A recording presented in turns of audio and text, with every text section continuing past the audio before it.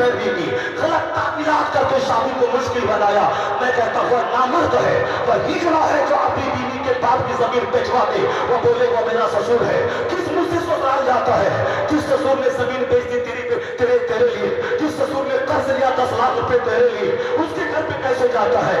उसके सारा सामान इस्तेमाल करके तू बोलता है कि मैं मालिक हूँ। मालिक वो नहीं होता, मालिक वो होता है जिसका अपना फर्नीचर हो, अपना सोफा हो, अपना गद्दा हो, अपना कपड़ा हो, अपना जूता हो, और लड़की से बोले तू अकेली आएगी और कहे ये मेरा घर है रानी बन के तू रह, या मेरा सोफा है रानी बन के तू रह, या मेरा डीलर है रानी बन के तू मसाला बेच, ये मेरी एसी है तू रानी बन के हवा का। मालूम है जिसको तुम इस तरह से लाएगा अपने घर में बिठाएगा रानी बनाकर, 80 बरस की बूढ़ी हो जाएगी, न तकरार होगी न कभी तलाक की नौबत आएगी।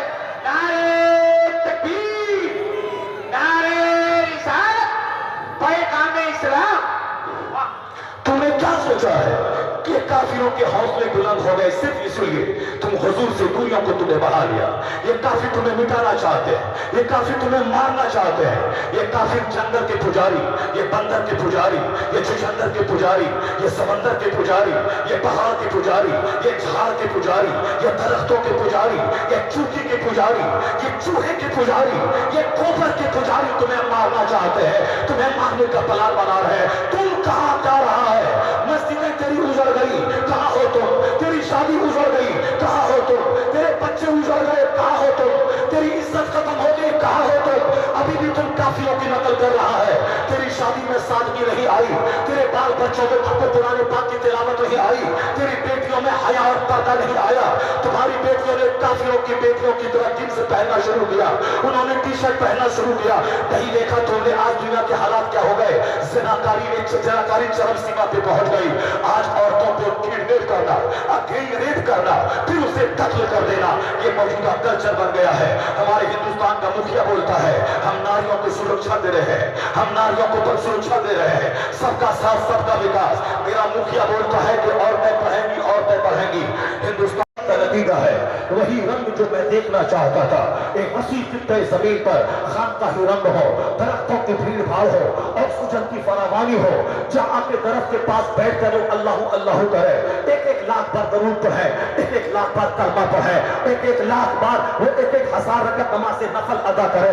अगर ऐसा हो गया और मेरे इस शेख ने ऐसा कर दिया ही प्लान है उनका, तो हमारे कहने में जरा भी तामुल न होगा कि कलकत्ता के सेठ यहाँ आके चंद घंटे गुजारेंगे, बंबई के सेठ यहाँ गुजारेंगे, यहाँ के उलमा जो तू भीड़ भाड़ में रहते रहते तंग आ गए बाल बच्चों से, वो यहाँ आके चंद दिन गुजारेंगे। अगर ऐसा हो गया तो साहिब मजार की रूह को ऐसी खुशी हासिल होगी कि फिर वही दौर आएगा कि बादशाह छोड़कर इस चटाई पे बैठकर सुकून हासिल किया जाएगा, और ये चटाई पर बैठने वाला बादशाहों के दिलों पे राज करेगा। खानकाहों में जमीन छुड़ाया जाता है, खानकाहों में जो मैला दिल लेके आए उसके दिल को उजला किया जाता है। आज खानकाहों से रिश्ता टूटा, नतीजे में मेरी शादी काफिराना हो गई। खानकाहों से रिश्ता टूटा, हमारा रोल मॉडल फिल्म का जोकर हो गया। फिल्म के जोकर को भुला दे, विराट कोहली को भुला दे, उनके हेयर स्टाइल को छोड़ दे, 24 घंटे गुटखा खाना छोड़ दे।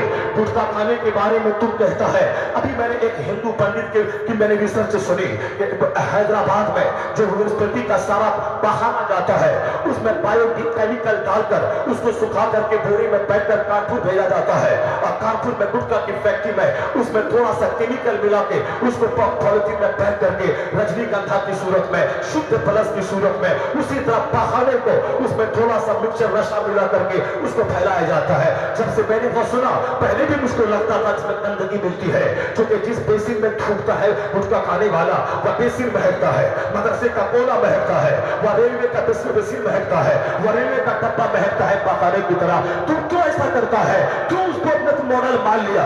ये अपना व्यापार करने में बहाना मिला रहा है और तुम अपनी जबान को गुटकों से भर रहा है। क्या तुम्हारे पीर ने ऐसा बोला? क्या तुम्हारे बुजुर्गों ने ऐसा किया? हमारे बुजुर्ग उसकी आज़म हिंद थे, पान खाते थे तो 4 घंटे के बाद जब पान फेंकते पान बिल्कुल हरा निकलता था। हमारे शेख आला हजरत पान खाते थे और 4 घंटे के बाद पान निकलता था, पान बिल्कुल हरा निकलता था। वो साहब को उड़ान लेके नहीं बैठते थे और पान चबा चबा की फिरकी नहीं खाते थे, फिर नहीं फेंकते थे। वो एक एक मिनट कीमती समझते थे। जितनी देर में गुटखा चबाओ उतनी देर 100 बार दरूद पढ़ के हजारों नेकियां कमाओ। ये हमारे मसाइल थे। मैंने बनारस के एक शेख से पूछा, तुम पान क्यों नहीं खाता? वह बोला, मौलाना जितनी देर पान चबाऊंगा उतनी देर में 100 बार कलमा शरीफ का विर्द हो जाएगा। जिंदगी का एक मिनट कीमती है। मौत तो आजकल हर मिनट में आ रही है। आज सुबह मैंने गोंडा में देखा, रेलवे स्टेशन बिल्कुल एक मोटा ताजा नौजवान वह पियानो लेके, पियानो जब सफर में मिलता बजाता था, वो पियानो लेकर बैग लेके जा, अचानक चक्कर आया, गिरा। 1 सेकंड के अंदर गिरा और बिल्कुल तड़पने लगा। आधा घंटा के बाद उसे होश आया जब लोगों ने पानी छिड़का। यानी फिक्स की बीमारी, बेहोशी की बीमारी आज जवानों में आम है। बाइक चलाते चलाते जाना, गिर जाना और वहां से डेड बॉडी का निकलना। अभी बरेली इलाके में शादी के मौके पर एक शख्स डांस कर रहा था, डांस किया, डांस करते करते मर गया, चक्कर आया, गिरा, मर गया। इलाहाबाद इलाके में एक डांसर नाचने वाली, वो शादी पार्टी में नाचती थी, चक्कर आया, गिरी और मर गई। जब मौत सस्ती हो गई है, इसलिए हमारे बुजुर्गों ने कहा है एक एक मिनट कीमती बात है। नमाज का वक्त है, 6 बजकर फजर की नमाज पढ़ सकते हैं तो 6 बजे के बाद नहीं पढ़ सकते, कज़ा है, अदा नहीं है, या रोजा आ रहा है, 5:10 पर सहरी का आखिरी टाइम है तो 5:10 से पहले बीवी हलाल, खाना हलाल, पानी हलाल। 5:10 के बाद बीवी अब मेरे लिए हराम हो गई, खाना मेरे लिए हराम हो गया, पानी मेरे लिए हराम हो गया। शाम के 7 बजे तक ये सब हराम है। 7 बजे के बाद बीवी हलाल, खाना हलाल, खाना हलाल। 1 मिनट पहले हराम, 1 मिनट के बाद हराम। सारा साल लोग बैठा रहे मैदान अरफात में, हाजी नहीं होगा मगर जिल्हिज्जा की 9 तारीख को हालत एहराम में अरफात की फजाओं से गुजर जाए वो हाजी होगा। 1 साल तक 50 करोड़ का जेवर बीवी के पास रहे, साल लगने से पहले वो मुझको गिफ्ट कर दे दे। बीवी पे ज़कात फर्ज नहीं है, मैं 6 महीने उसका मालिक रहा हूं, फिर मैं बीवी को हिबा कर दूं, उस पर ज़कात फर्ज नहीं है। ज़कात उस माल पे फर्ज है जिस पे साल गुजर जाए, इस साल गुजर जाए। वक्त बड़ा कीमती है। हज 1 दिन होता है, रोजे का टाइम, नमाज का टाइम, ज़कात का टाइम। 1 मिनट कीमती, 1 मिनट पहले फर्ज, 1 मिनट के बाद फर्ज नहीं। 1 मिनट पहले हलाल, 1 मिनट के बाद हराम। ये 2 राताना पानी बीवी से रोकवा कर 30 दिन की ट्रेनिंग हमारे लिए है। क्यों? लअल्लकुम तत्तकून, ताकि तुम मुत्तकी बन जाओ, परहेजगार बन जाओ। अभी तुमने दाना छोड़ा है रब के लिए, कल झूठ छोड़ देना, कल गीबत छोड़ देना, कल चुगलखोरी छोड़ देना, तो दाना पानी छोड़वा कर अल्लाह हमें ट्रेनिंग देता है। वक्त का पाबंद बन जा और दाना पानी छोड़ा है रब की खातिर, तो अब रब की खातिर झूठ भी छोड़ दे, शराब भी छोड़ दे, ज़िना भी छोड़ दे और सूद भी छोड़ दे, तमाम बदअमालियां छोड़ दे। ये रोजा ट्रेनिंग का महीना है।